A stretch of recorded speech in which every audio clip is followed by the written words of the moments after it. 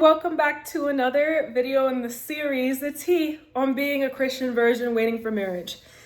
This one goes out specifically to my mother, who in this regard has been a very loyal friend to me and not just my mom. I've shared along this series about the number of 304s that I was required by the Lord to lose as friends because they're bad ex-ho and sometimes not ex-ho advice was causing me confusion about what was, that's my dog. Hey Freya.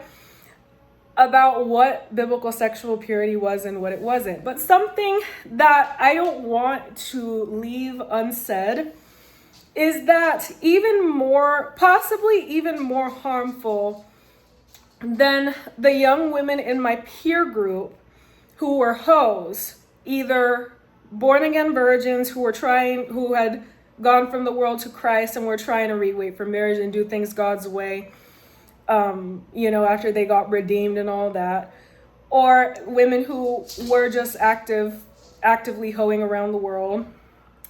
The only thing worse that I found and had to deal with other than women in my peer group were women who were 304s in the generation of my mother, and rarely women in the generation of my grandma Carmen.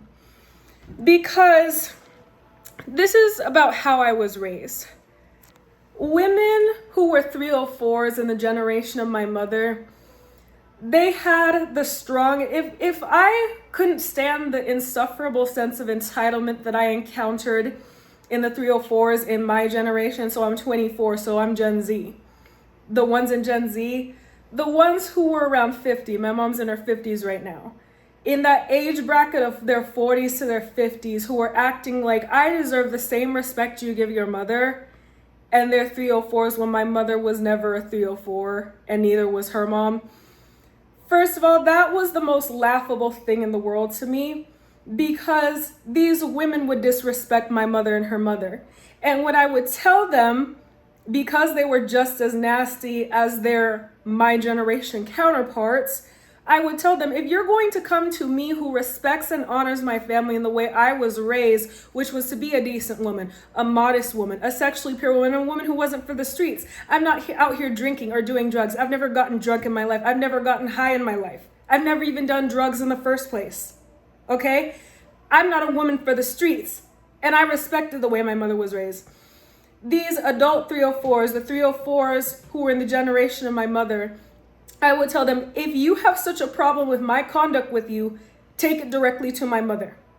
Respectfully, you can contact my mother or her mother directly and voice your grievance, because my responsibility for God is to honor my father and mother, and you're not my father or my mother. And they would talk back to me and say, I don't need to talk to your mom because I'm your elder and I deserve respect, but nice try.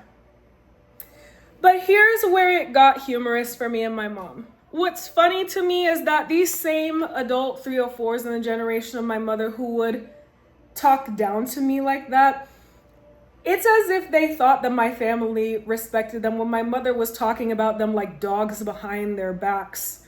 My mother was the one who was telling me, do not listen to these heifers when you see one of your friends, because oftentimes these older 304s were the mothers of the younger 304s in my generation.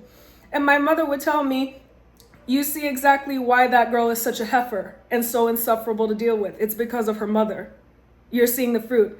But this is where me and my mom and her mother had some good laughs, because nothing sent the point home as fast as it did when the mom 304s would show up in my dreams as 304s.